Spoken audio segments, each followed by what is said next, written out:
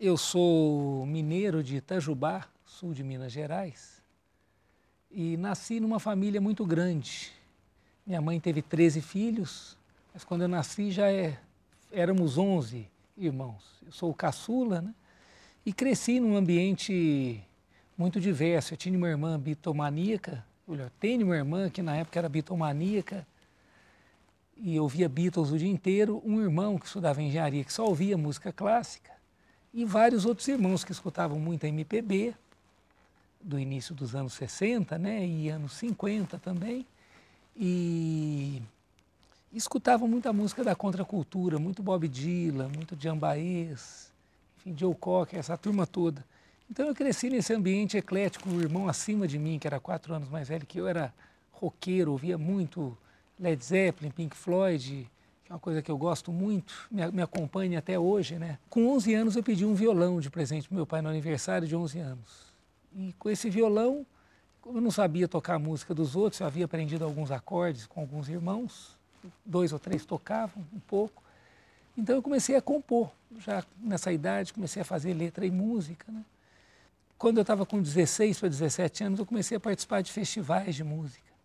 E a música foi me tomando aos poucos. Com 19 anos eu assumi minha carreira de músico, comecei a estudar, dar aulas, isso morando no sul de Minas ainda. E lá participei de alguns grupos, montei duplas com uma cantora, com a Priscila Stefan, gravamos na época um LP, o Hortelã, né, em 1985.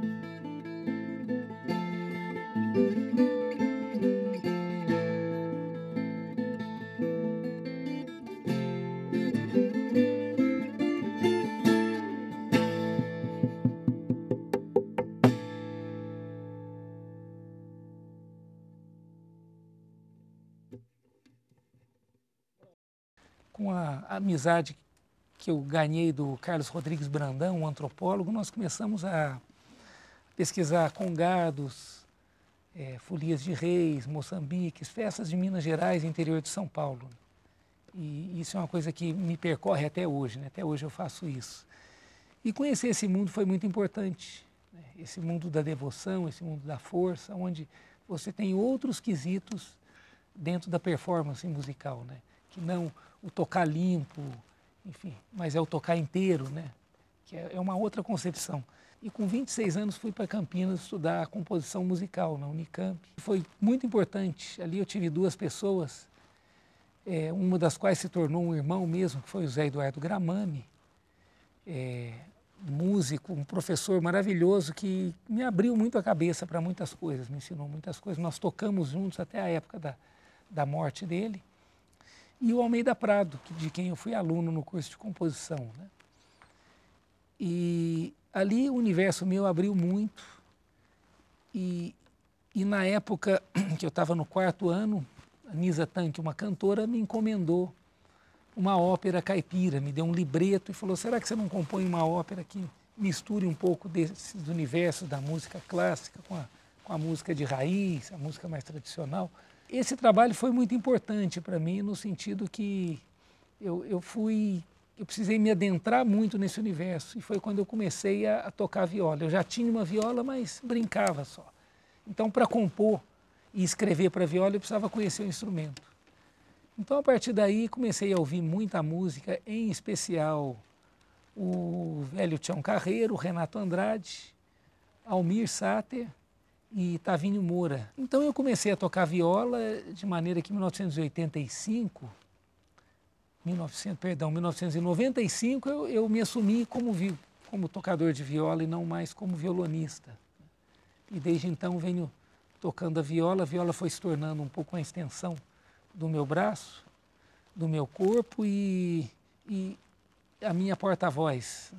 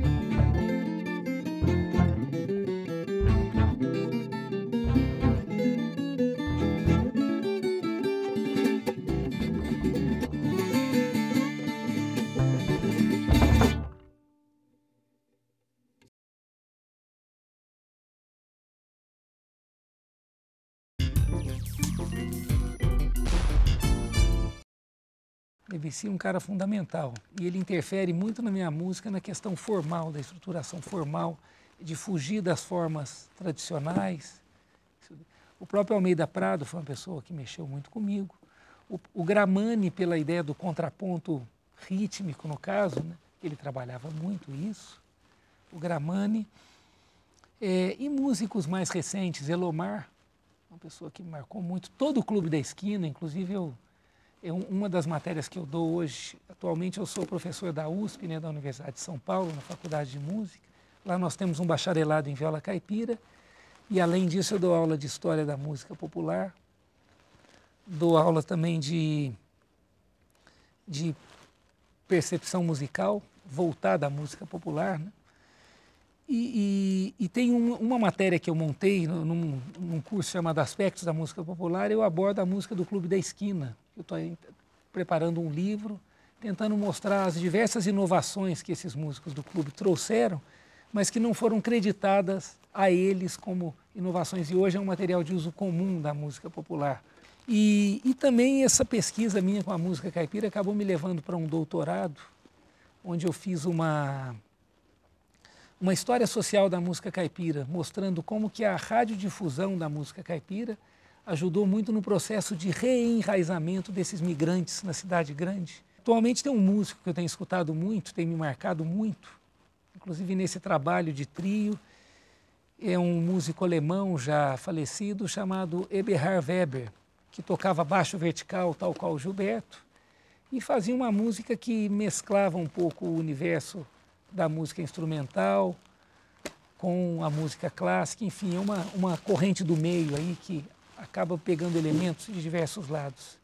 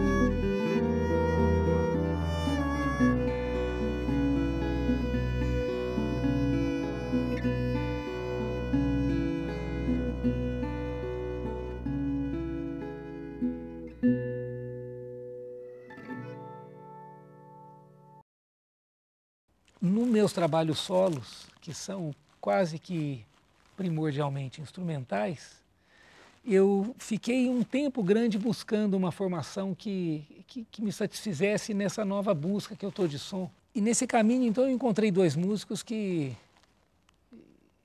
acabaram por me ajudar a traduzir essa música de uma maneira notável. Essas pessoas é a Paula Ferrão. A Paula eu conheço desde menina, foi minha aluna de viola, quando era ainda adolescente, de viola caipira. Um talento, é compositora, compõe muito para viola, e largou a viola e voltou para viola de arco e rabeca. Trabalhou com Gramani um tempo, é formada na Unicamp em viola de braço. E tem um trabalho paralelo muito intenso que ela é dançarina premiada com diversos prêmios, dirige espetáculos, tem assina duas direções de óperas, e já trabalhou como espala em orquestras no Espírito Santo também. E um outro irmão de não muito tempo, nós acabamos gravando junto, nós três, um disco do Corpo Raiz, que é uma trilha de um balé que eu compus para um balé chamado Dança Vida. E esse rapaz é o Gilberto De Silos. O Gilberto é um multi-instrumentista, um baixista maravilhoso. E, além do trabalho de instrumentista, ele tem uma intensa atividade didática, é professor universitário também de música, tem diversos métodos publicados para o baixo, para uso do contrabaixo na música popular, inclusive alguns que foram lançados não aqui, mas na Alemanha, nos Estados Unidos. E é um músico notável. E com esses dois eu consegui encontrei neles, de certa forma, porta-vozes de anseios que resultavam em som nessa minha busca, né?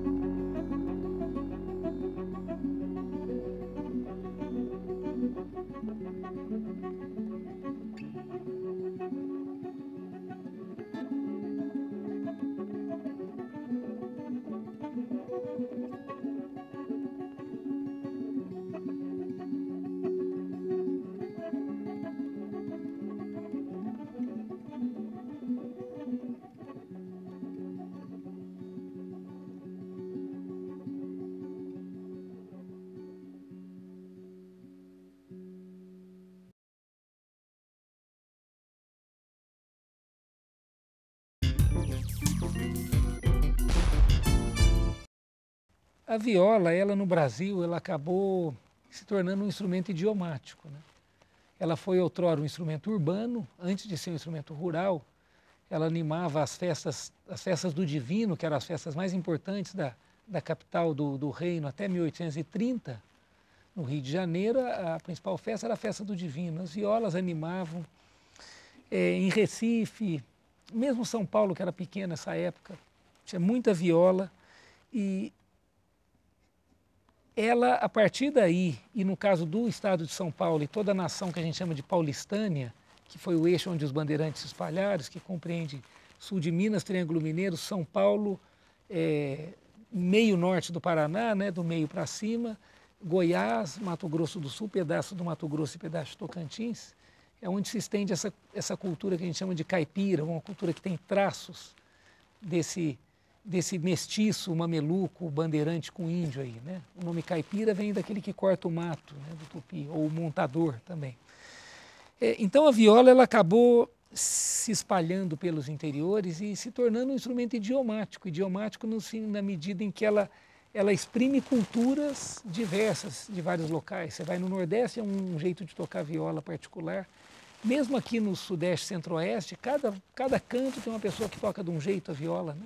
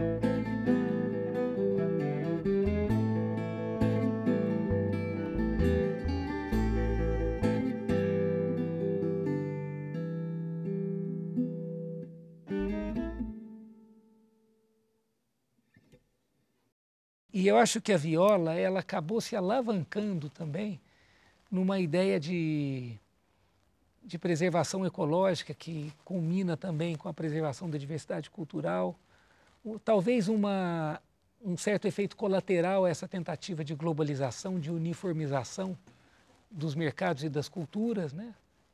Em consonância com uma cultura dominante, que certamente não é a nossa. Eu acho que um pouco da desilusão com o sonho da cidade grande também fez com que as pessoas, agora impossibilitadas de voltar ao campo, elas começassem a buscar valores que já fizeram parte da vida delas ou de seus pais. E em conteste à presença do Almir Sater em telenovelas, a gente não pode negar que mudou muito. O meu público de alunos de viola mudou, baixou a faixa etária quando o Almir apareceu em novelas, né? De repente é um cara bonito, que toca muito bem, que vai em contraposição, não que os outros violeiros sejam feios, não é isso, mas isso vai em contraposição a uma imagem, a uma estética que se criou do camponês, sempre em contraposição. A gente tem muito a partir da República essa contraposição campo-cidade, né? Sempre em detrimento do campo. Então esse camponês, ele sempre foi depreciado, a sua cultura depreciada na maioria das vezes, e o Almir ele acaba quebrando um pouco esse marasmo, essa rotina de pensamento que acabava passando de um para outro, né? Então eu acho maravilhoso que a viola consiga, aos poucos, alavancada nesses elementos até de certa forma contraditórios, né? Como a própria globalização, começar a exprimir um pouco dessas culturas, várias culturas que a gente tem no Brasil, né?